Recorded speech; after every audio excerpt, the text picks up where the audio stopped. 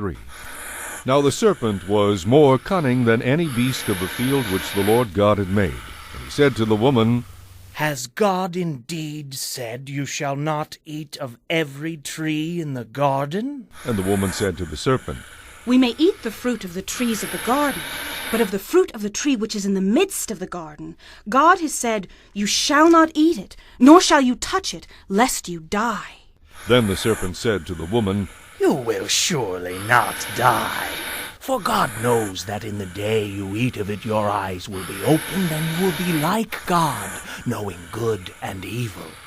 So when the woman saw that the tree was good for food, that it was pleasant to the eyes, and a tree desirable to make one wise, she took of its fruit and ate. She also gave to her husband with her, and he ate. Then the eyes of both of them were opened, and they knew that they were naked. And they sewed fig leaves together and made themselves coverings. And they heard the sound of the Lord walking in the garden in the cool of the day. And Adam and his wife hid themselves from the presence of the Lord God among the trees of the garden. Then the Lord God called to Adam and said to him, Where are you?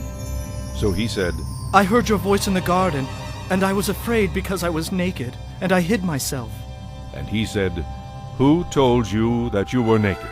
Have you eaten from the tree of which I commanded you that you should not eat? Then the man said, The woman whom you gave to be with me, she gave me of the tree, and I ate.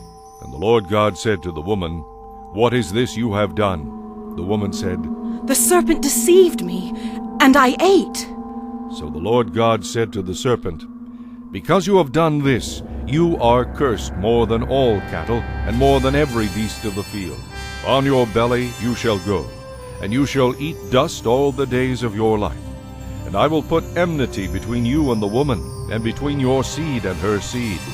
He shall bruise your head, and you shall bruise his heel. To the woman he said, I will greatly multiply your sorrow and your conception. In pain you shall bring forth children.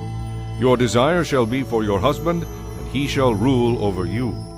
Then to Adam he said, Because you have heeded the voice of your wife, and have eaten from the tree of which I commanded you, saying, You shall not eat of it.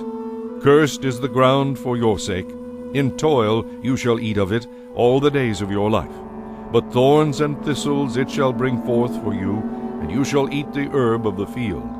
In the sweat of your face you shall eat bread, till you return to the ground. For out of it you were taken, for dust you are, and to dust you shall return. And Adam called his wife's name Eve, because she was the mother of all living. Also for Adam and his wife the Lord God made tunics of skin, and clothed them. Then the Lord God said, Behold, the man has become like one of us, to know good and evil.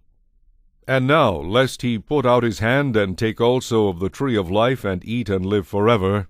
Therefore the Lord God sent him out of the Garden of Eden, to till the ground from which he was taken.